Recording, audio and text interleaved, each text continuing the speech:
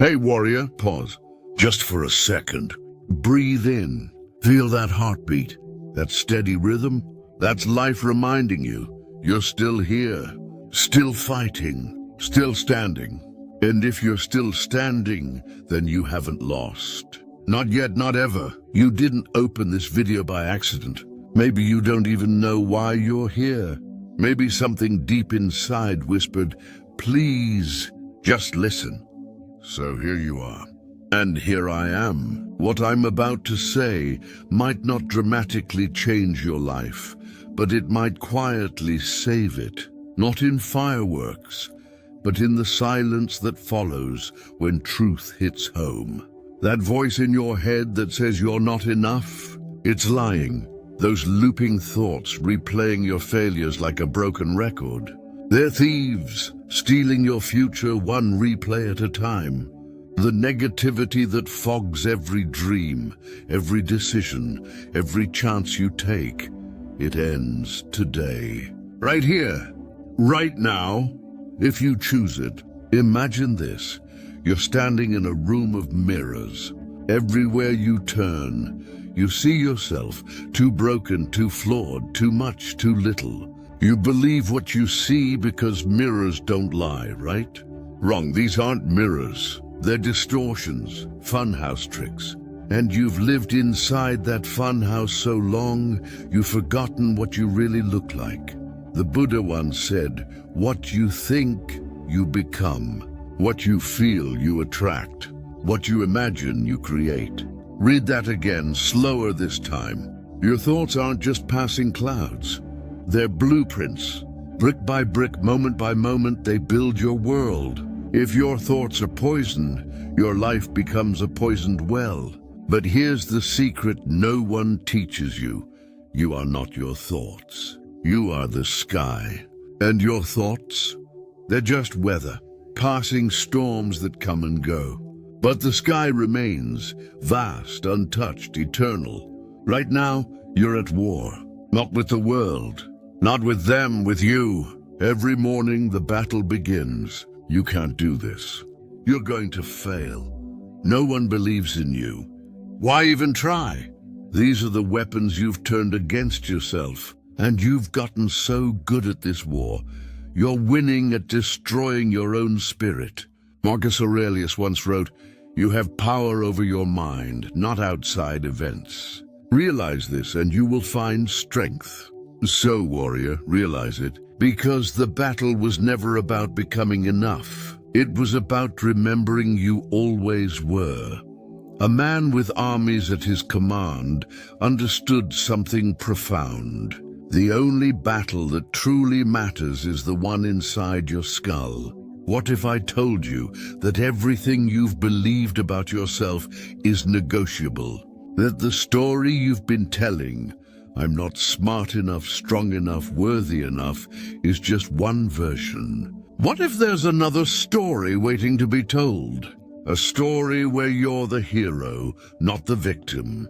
Where you rise, not fall. Where you win not because life got easier, but because you got wiser. Today, we're rewriting that story. Together, 10 truths that will crack open the shell you've been hiding in. 10 realizations that will set fire to the lies you've been living. 10 moments where you choose differently, think differently, become differently.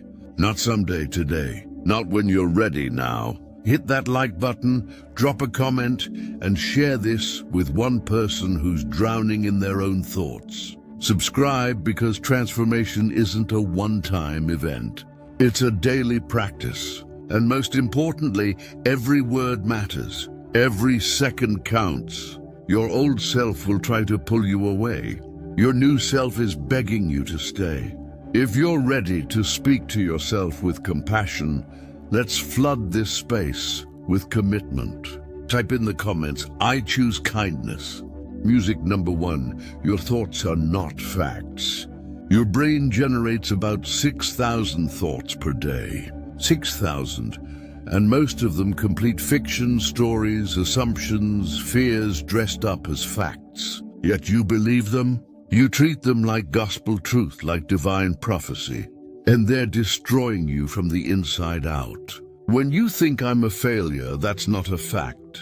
That's a feeling wearing a disguise. When you think nobody likes me, that's not reality. That's fear speaking with confidence. Your thoughts are not truths delivered from heaven. They're guesses, interpretations, old wounds talking. Epictetus taught, we are disturbed not by things, but by the views we take of them. Read that until it breaks something open inside you. The event is neutral. Your thought about the event gives it power. You don't fail and feel pain. You fail, think I'm worthless, and then feel pain. The thought is the bridge between experience and suffering. Picture this. You're sitting by a river. Leaves float past on the water. Some are beautiful. Some are rotting. Do you grab every leaf? Do you hold the disgusting ones close and say, this is mine now? No, you watch them pass. That's what you need to do with thoughts. Watch them. Don't grab them. Don't make them yours. Your mind is trying to protect you, but it's using outdated methods. It remembers every pain, every rejection, every failure, and it warns you constantly, don't try, you'll get hurt again. It thinks it's helping. It thinks it's keeping you safe. But safety and growth don't live in the same house. Sometimes the thoughts that feel most urgent are the ones that deserve the least attention. Try this right now. When a negative thought appears, say, I'm noticing the thought that I'm not good enough. Not I'm not good enough, but I'm noticing the thought. Feel that space, that distance. That's freedom. That's you remembering you are not your thoughts. You are the one watching them. Every thought that enters your mind is asking for permission to stay. You are the gatekeeper. You decide what gets in. Some thoughts knock on your door and you need to say, thank you for your concern, but I don't need you right now. Then close the door gently, firmly. Cognitive science proves this. Thoughts are mental events, not facts about reality. They're electrical signals in your brain, influenced by your mood, your sleep, your blood sugar, your past. A thought that says, I'm terrible, and D, when you're tired and hungry, holds the same weight as a thought that says, I can fly. Neither is true just because your brain produced it. Start paying attention today. Become a thought detective. When something goes wrong, pause. What is your mind telling you? Is it being fair or fearful? Is it speaking truth or trauma? Is it helping you grow or keeping you caged? The moment you notice is the moment you gain power. The quality of your life is directly linked to the quality of your thoughts. But here's the beautiful part. You're not stuck with the thoughts you have today. You can question them, challenge them, replace them. You can choose thoughts that serve your growth instead of feeding your fear. This is where freedom lives, in the space between the thought appearing and you deciding whether to believe it. In that space, you are powerful. In that space, you are free. Number 2, the voice of your inner critic isn't yours. Close your eyes and listen to that harsh voice in your head. Really listen. Whose voice is it? I bet it's not yours. It's your father's disappointment, your mother's anxiety, your teacher's impatience, your ex's cruelty. That voice criticizing you isn't original. It's an echo, a recording, a ghost from your past that you've let move into your present. Carl Jung said something that should shake you awake. Until you make the unconscious conscious, it will direct your life and you will call it fate. You think you're choosing to think negatively. You're not. You're replaying someone else's words. You've internalized voices that were never meant to live inside you. Think about a child learning to walk. They fall, they get up, they try again. They don't say, I'm such a failure. Walking isn't for me. Everyone else can do it, but I can't. They haven't learned self-hatred yet. That comes later. That comes from adults who projected their pain onto innocence. Your inner critic speaks in extremes. Always, never, everyone, nobody. These words aren't accurate. They're emotional weapons. I never do anything right is a lie your pain tells. When one thing goes wrong, it's not truth. It's trauma speaking. Here's what changes everything. You can fire that voice. You can choose a new narrator. Instead of the critic who tears you down, you can become the mentor who builds you up. Someone who sees your potential, someone who believes in your growth, someone who offers grace instead of judgment. Start by simply noticing when the critic speaks. Don't fight it. Fighting it gives it power. Just notice. There's that voice again. There's that old recording playing. Then ask yourself, would I say this to someone I love? If the answer is no, why are you saying it to yourself? Replace criticism with curiosity. Not why am I so stupid, but what can I learn from this? Not I'm a mess, but I'm going through something difficult, and that's human. The words you choose create your reality. They determine whether you feel defeated or determined. Buddhism teaches loving-kindness meditation, directing compassion toward yourself first. Not because you're selfish, but because you can't give what you don't have. You can't offer grace to others while withholding it from yourself. When you speak kindly to yourself, that kindness overflows into everything you touch. This week, try something radical. When you make a mistake, pause, breathe, say out loud, I'm learning, I'm human, I'm doing my best. It might feel false at first. Say it anyway. Repetition creates belief, and these words are truer than any criticism you've been feeding yourself. The inner critic is loud because you've practiced listening to it for years, decades maybe. But volume isn't validity. Just because it's loud doesn't mean it's right. Every time you choose a kinder thought, you turn down its volume. Every time you speak to yourself with compassion, you strengthen a different voice. The voice of truth, wisdom, love. You didn't create that critical voice on your own. It was taught to you, installed in you, programmed into you. But here's the power you've always had. You can reprogram it. You can choose new words, new tones, new messages. You can become the voice that saves you instead of the voice that drowns you. If you're choosing a new inner voice today, type in comments, I speak to myself with love. Number 3, comparison is stealing your joy. You're scrolling. Everyone's winning. Everyone's glowing. Everyone's living their best life. Their body is perfect. Their relationship is goals. Their success is effortless. And you feel invisible, inadequate, left behind. This is the trap. This is the theft. This is comparison stealing the only thing that truly matters, your peace. Theodore Roosevelt said, comparison is the thief of joy.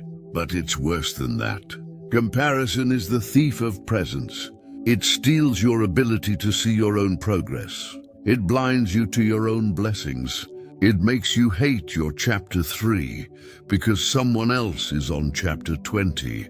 You're comparing your reality to their highlight reel. Their vacation, not their debt, their promotion, not their rejection letters, their smile, not their tears. You see the mountaintop.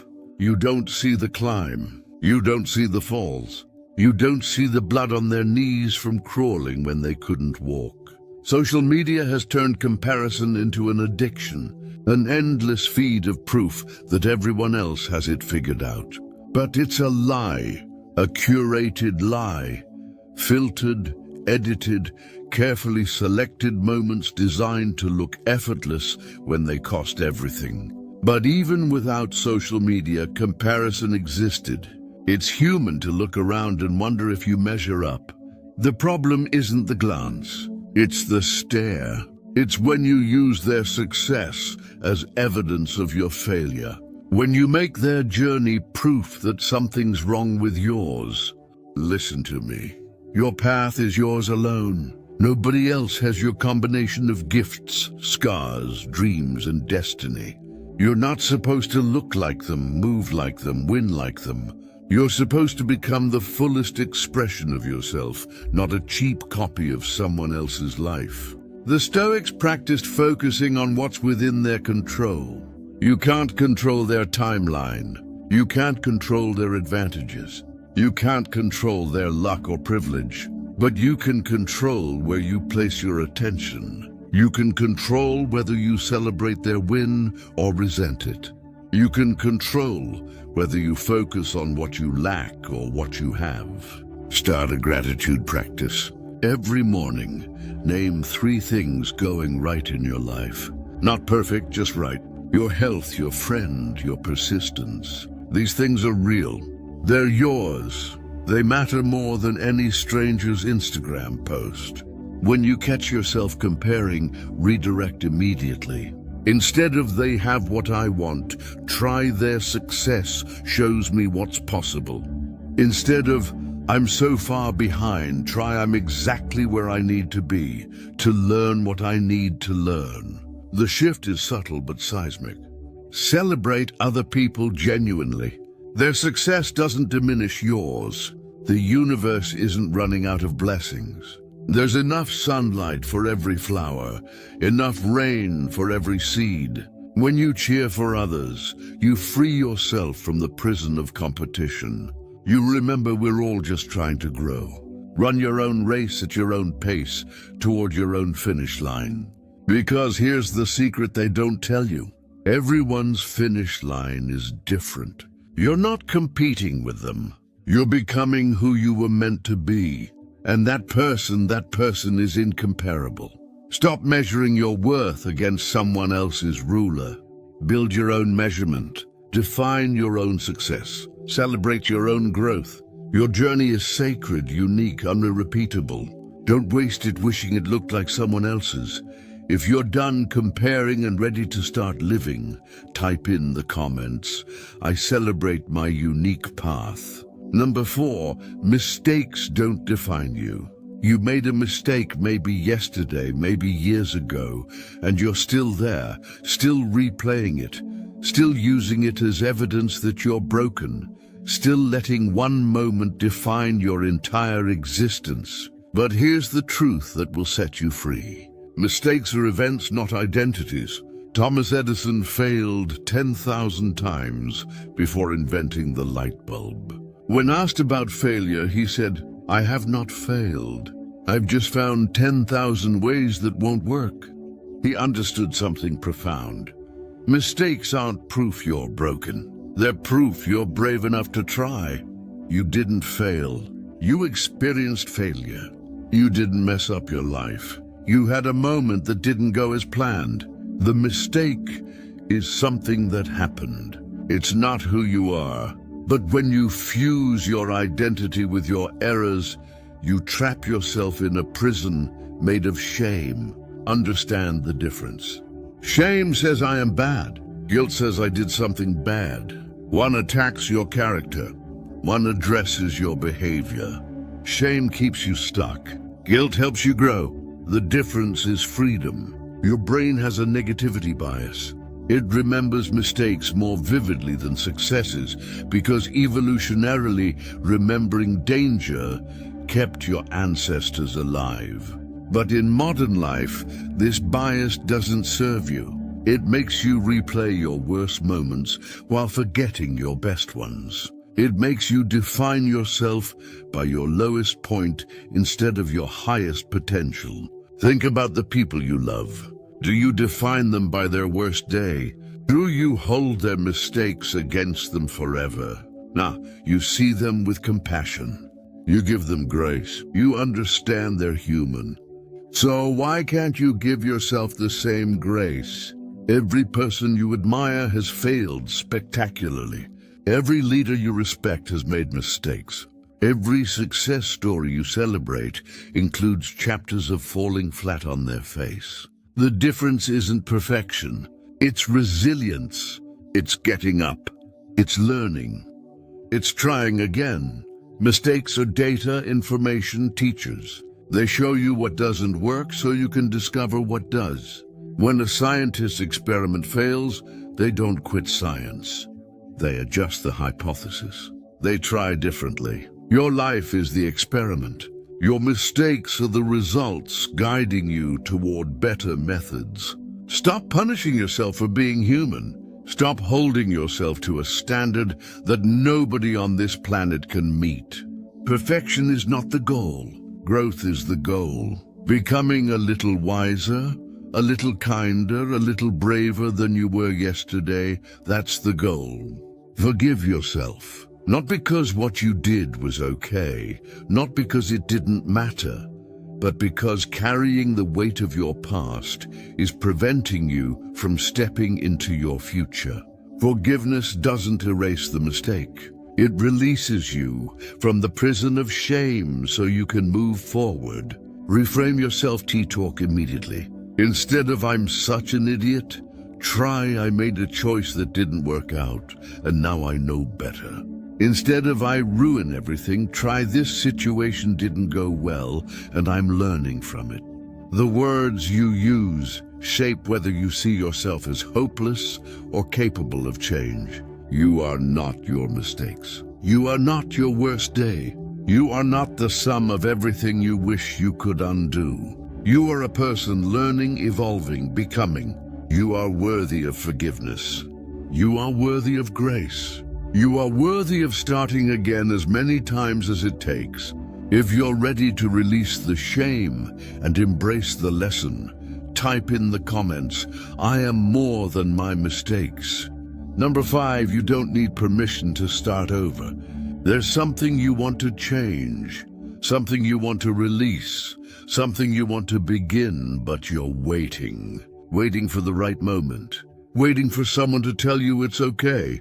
Waiting for permission that will never come, because nobody is going to give you permission to live your life. You have to give it to yourself. Mary Oliver asked in her poem, "Tell me, what is it you plan to do with your one wild and precious life?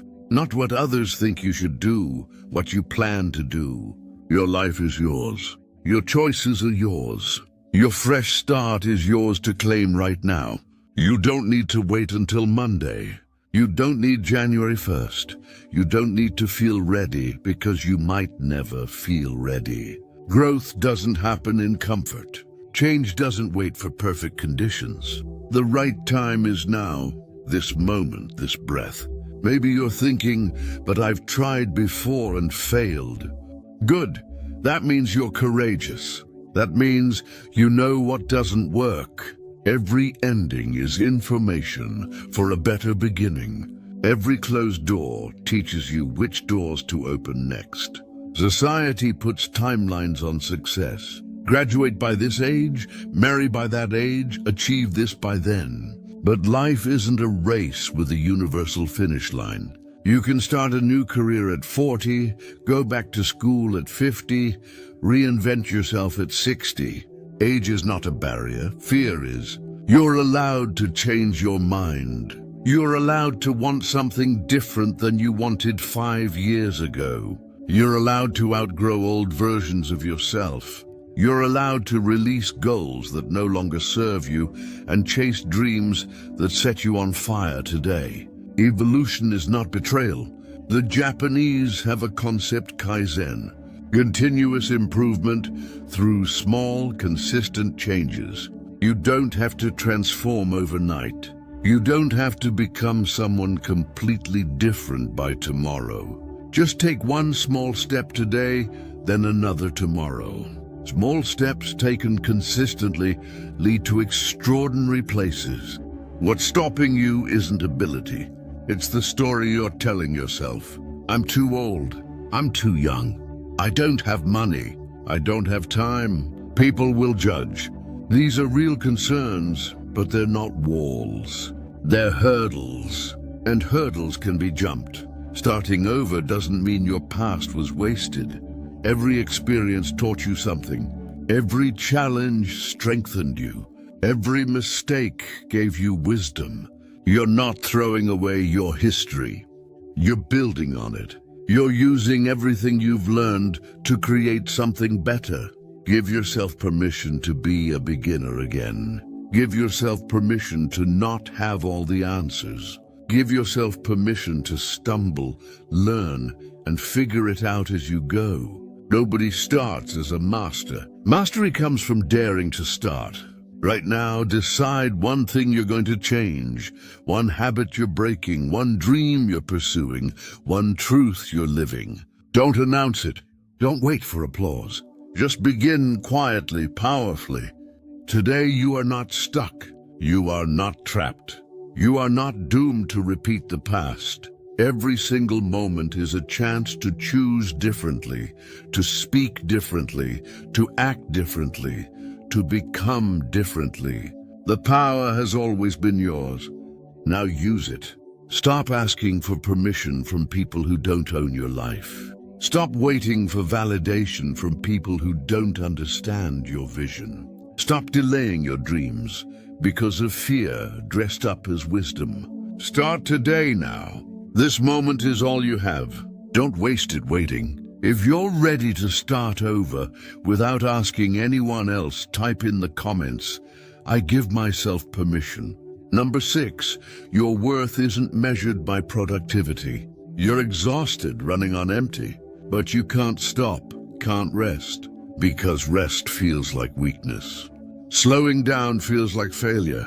You've built your entire sense of worth on what you accomplish, how much you produce, how busy you look, and it's killing you slowly from the inside. Lasu wrote, "Nature does not hurry, yet everything is accomplished. Trees don't stress about growing fast enough. Rivers don't apologize for their pace. Seasons change without rushing. Yet you've convinced yourself that your value depends on constant motion, endless achievement, perpetual doing. You are not a machine.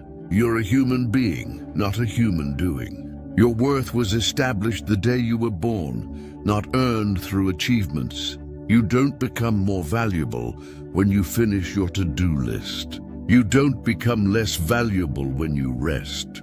Hustle culture has taught you a dangerous lie, that rest is laziness, that boundaries are selfishness, that saying no is disappointing people. So you say yes when you mean no. You work when you need sleep. You push when you need pause. And you wonder why success feels empty. Your body is screaming at you. Fatigue, anxiety, tension, pain. These aren't inconveniences to power through. They're messages begging you to slow down. When you ignore them, they get louder. Your body will force you to rest eventually, either by choice or by collapse. Think about the people you love. Do you love them for what they do or who they are? Do you care about your friend because of their job title or their heart? The answer is obvious. So why do you judge yourself by standards you don't apply to anyone else? There's a difference between ambition and anxiety. Ambition says, I want to grow. Anxiety says, I'm not enough unless I achieve. Ambition is fuel. Anxiety dressed as ambition is destruction. Learn to tell the difference. Rest is not a reward for productivity. Rest is a requirement for being human. You don't have to earn the right to take care of yourself. You don't have to justify needing a break. Your worthiness isn't up for debate based on today's output. Here's the irony. When you rest properly, you become more effective. Your creativity increases. Your focus sharpens. Your problem-solving improves. Rest isn't the opposite of productivity. It's the foundation. You can't pour from an empty cup. You can't run on fumes forever. Practice the art of enough. Enough work for today. Enough striving for this season. Enough proving for this lifetime. You are already enough, not because of what you've done, but because of who you are. A human being worthy of rest, peace, and existence without justification. Set boundaries without guilt. Say no without over-explaining. Take breaks without apologizing. Your time is yours. Your energy is precious. Your peace is worth protecting. People who truly care will understand. People who don't, they're teaching you who deserves access to your life. What if you measured success differently? Not by how much you did, but by how present you were. Not by how busy you looked, but by how peaceful you felt. Not by external achievements, but by internal alignment. Success isn't doing everything. It's doing what matters and releasing what doesn't. You are worthy right now in this exact moment as you are. Not after you finish the project, not after you reach the goal, not after you prove yourself one more time. Right now, your existence is enough. Your being is enough. You are enough. If you're ready to rest without guilt, type in the comments, "I am enough without the hustle." Number 7, healing isn't linear. You thought you were getting better. You had good days, strong days, days where you felt like yourself again. And then suddenly you're back in the darkness, back in the pain, back in the struggle you thought you'd overcome. And you feel like you failed, like all your progress was illusion, like you're right back at the beginning. But here's the truth. Healing doesn't move in straight lines. It spirals. It ebbs and flows. It takes 2 steps forward and 1 step back. And that's not failure. That's exactly how healing works. Carl Jung understood this. Healing means integration, not perfection. It means facing the same wounds at deeper levels, not erasing them completely. Each time you revisit a painful place, you're not starting over. You're processing it with more wisdom, more strength, more tools than you had before. Think of healing like climbing a mountain in spirals. You circle around, sometimes feeling like you're covering familiar ground, but you're not at the same elevation. You're higher, you see more, you understand more. The path feels familiar, but you're not the same person walking it. Bad days don't erase good days. A setback doesn't undo months of progress.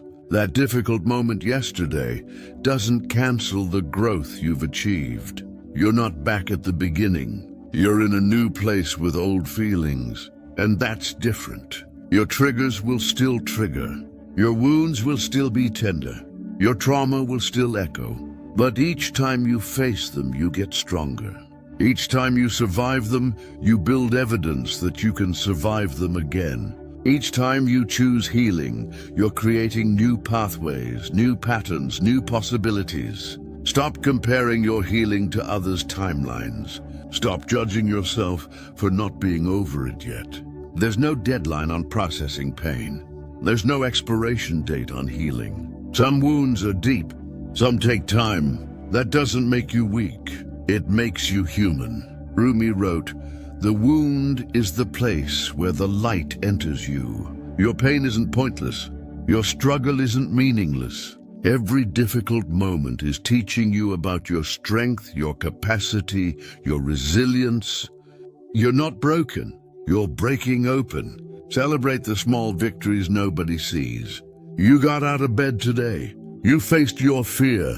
You asked for help. You didn't give up. These aren't small things. These are acts of courage. These are evidence of healing. Even when it doesn't feel like enough, there will be days when you feel like you're drowning again. Days when old patterns resurface. Days when you question if healing is even possible.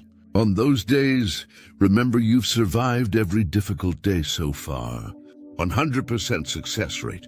That's not luck, that's strength. Healing requires patience you don't feel like you have. It requires trust when you're tired of trusting.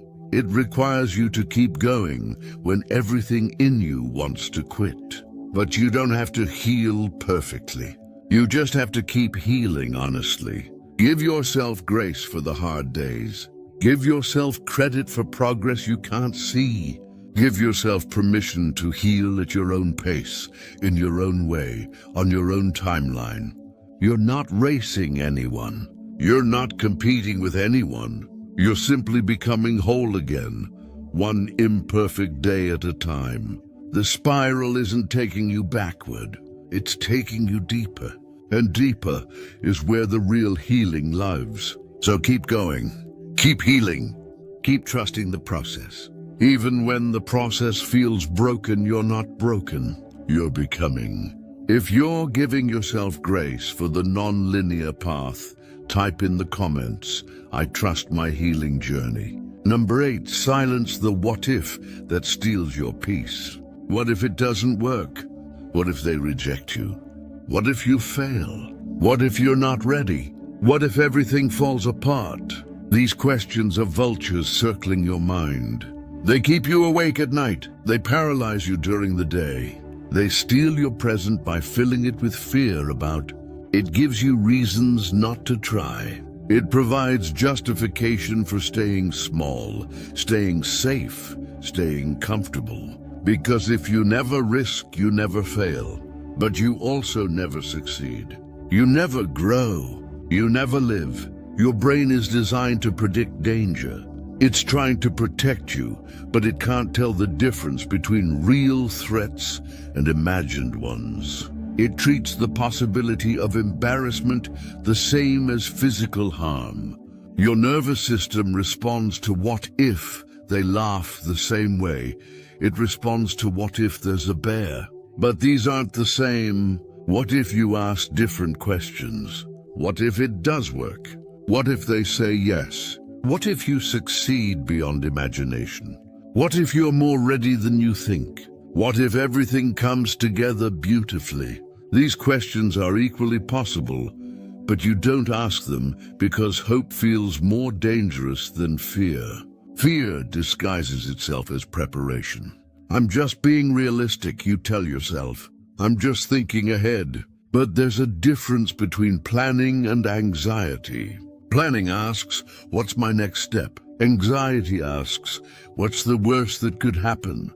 And replays it endlessly. Truth is, you can't control most outcomes. You can't guarantee results. You can't eliminate all risk. Life is uncertain by nature. But you can control this. Whether you let fear make your decisions, whether you let what if steal your dreams before you even try. Every person who did something meaningful faced the same what ifs. Every artist before creating, every entrepreneur before launching, every person before saying, I love you. The difference isn't that brave people don't feel fear, it's that they act despite it. They feel the what if and move forward anyway. Start catching yourself when what if thinking begins. Notice it, name it. There's my mind trying to predict the future again. Then redirect. Bring yourself back to now. What do you know right now? What can you do right now? What's actually happening right now? Not in the imagined future. Practice the pause. When anxiety grips you, take 3 deep breaths. Feel your feet on the ground. Look around. Name 5 things you can see. This brings you back to reality, back to the present, back to the only moment you have power in. Replace catastrophic thinking with realistic thinking. Not blind optimism, but honest assessment. This might not work, and if it doesn't, I'll figure it out.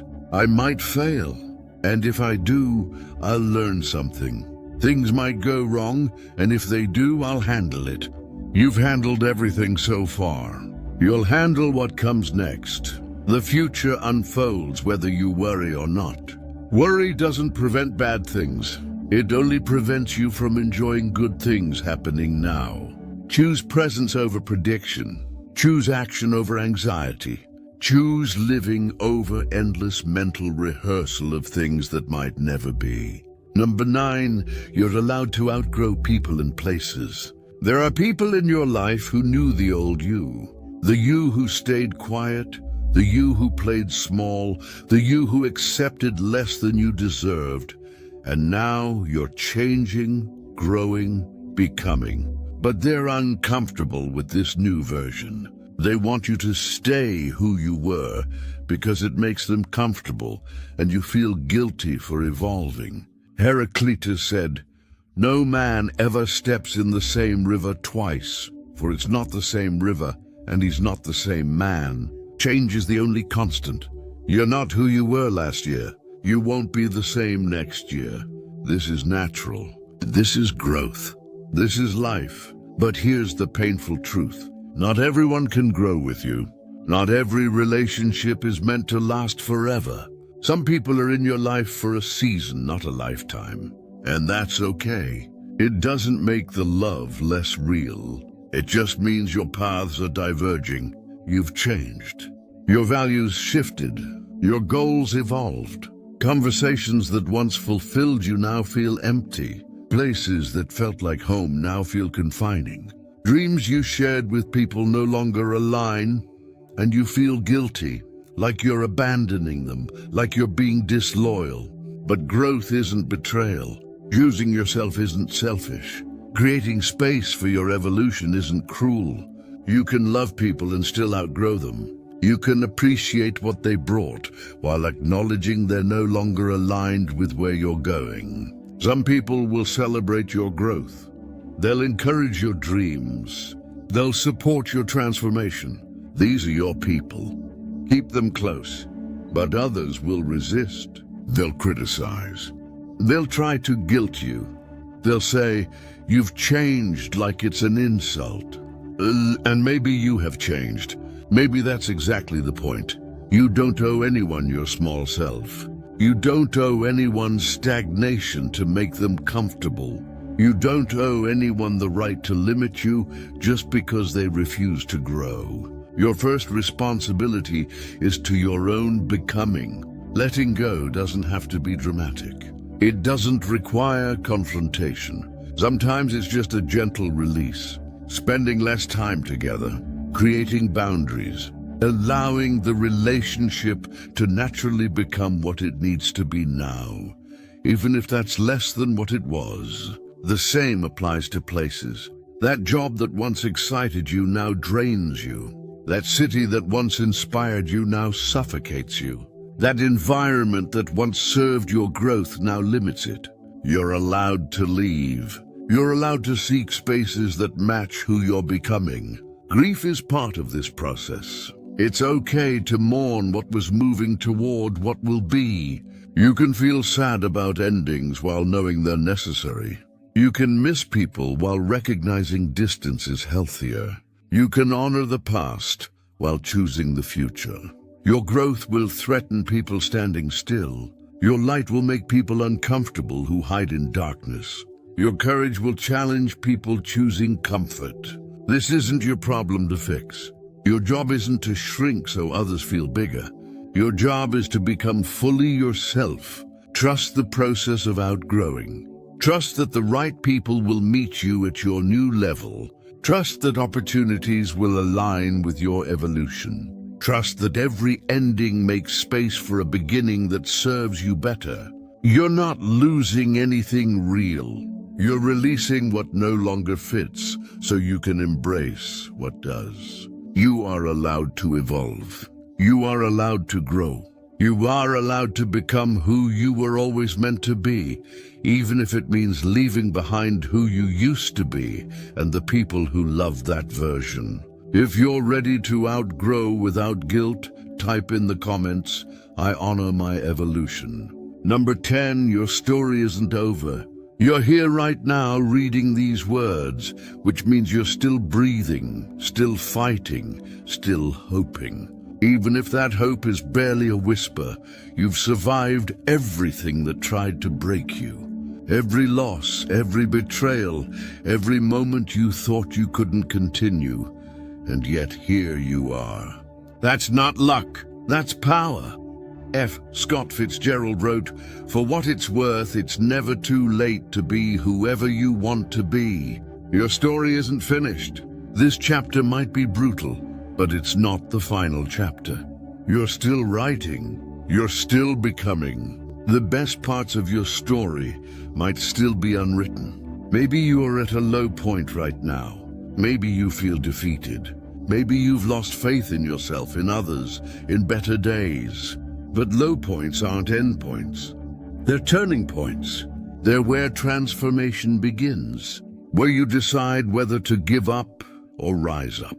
Every ending in your life has been a beginning in disguise. Every closed door pushed you toward one that needed to open.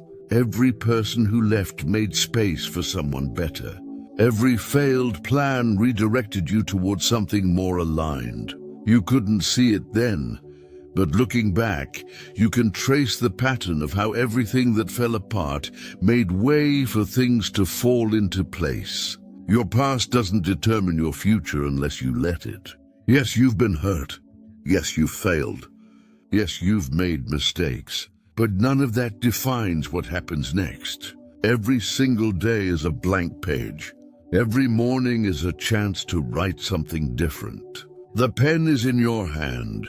Think about the moments you almost gave up but didn't. Think about times you felt hopeless but kept going anyway. Think about the strength you didn't know you had until you needed it. You've already proven your resilience. You've demonstrated your capacity to survive. This moment isn't different. You'll get through this too. The Japanese art of kintsugi teaches a powerful lesson. When pottery breaks, they repair it with gold, making the cracks beautiful. The bowl isn't destroyed by breaking. It's made more valuable because of it. You are the same. Your scars, your struggles, your broken places, they're not flaws. They're proof of survival, evidence of strength. You don't need to have it figured out. You don't need to know where you're going. You just need to take the next step, then the next, then the next. One step at a time, one day at a time, one choice at a time. That's how every meaningful journey happens. Not in giant leaps, but in persistent forward motion. Stop waiting for someday. Stop waiting for perfect conditions. Stop waiting to feel ready. The life you want starts with choices you make today. The person you want to become is built through actions you take now. This moment matters. You matter. Your story includes pain, but isn't defined by it. Your story includes failure, but isn't defined by it. Your story includes struggle, but isn't defined by it. Your story is about resilience, about courage, about a person who kept going when everything said to stop, about someone who chose hope when despair seemed easier. The ending hasn't been written yet. The final chapter is still blank, and you hold the pen. What will you write? What will you create? What will you become? The answer depends on what you choose right now, in this moment. With all the strength you've gathered from surviving everything that tried to break you, you are not defined by your darkest days. You are defined by the fact that you survived them. You are not measured by how many times you fell. You are measured by how many times you got back up. And you've gotten up every single time. That's not weakness. That's warrior energy. The world needs your story. The messy parts, the broken parts, the parts where you didn't know if you'd make it but somehow did. Because someone out there is in the darkness right now, and your story might be the light that helps them find their way out. So keep writing, keep becoming, keep choosing yourself, your healing, your growth, your future. The best chapters are often written after the hardest ones. The most beautiful mornings come after the longest nights. And your morning is coming. It's closer than you think. If you believe your best chapters are still ahead, type in the comments, "My story continues." You made it all the way to the end. That says something about you. It says you're serious about changing. It says you're ready to stop letting negative thinking control your life. It says you're choosing yourself, your peace, your power. Everything we've walked through today comes down to one truth. You have power over your mind. Not total control. That's unrealistic, but power. The power. The power to notice when your thoughts are lying. The power to question the critic's voice. The power to decide which thoughts deserve your energy and which ones deserve to drift away like dust in the wind. This journey won't be easy. Rewiring thoughts you've practiced for years takes patience, courage, and grace. Some days will feel heavy. Some moments, you'll slip. You'll fall back into the same patterns. And that's okay. That's human. That's growth. What matters is that you keep choosing awareness. You keep choosing compassion. You keep choosing to speak to yourself like someone worthy of love. Remember, your thoughts are not facts. Your inner critic is not your truth. Comparison steals your joy. Mistakes don't define your worth. You don't need permission to start again. Your value isn't measured in productivity. Healing isn't a straight line. And overthinking, it's not wisdom, it's theft. It steals your peace. You're allowed to outgrow people, places, versions of yourself. Because your story isn't over. You are not stuck. You are not broken. You are not too far gone. You are a masterpiece, still in progress, and that's what makes you beautiful. You're learning to be gentler with yourself, and that is nothing short of revolutionary. You're still here, still listening, still believing somewhere deep inside that better days are possible. Hold on to that belief. Feed it, water it. Watch it grow into something that changes your entire life. Before you go, do one thing. Hit that like button. Not for me, but as a promise to yourself that you're done living small. Drop your most powerful affirmation in the comments. Let's build a community of warriors choosing themselves. Share this with someone fighting the same silent battle. Subscribe not for algorithms, but because you deserve daily reminders of your worth. You deserve encouragement. You deserve peace. You deserve to be free from negative self-thinking once and for all. Come back to this video on the hard days. Let these words be your anchor when the storm returns. You are worthy. You are enough. You are becoming. And I promise you, your best days are still ahead. Let's make this the most powerful affirmation space on YouTube. Say it with me. I am worthy. I am enough. I am becoming.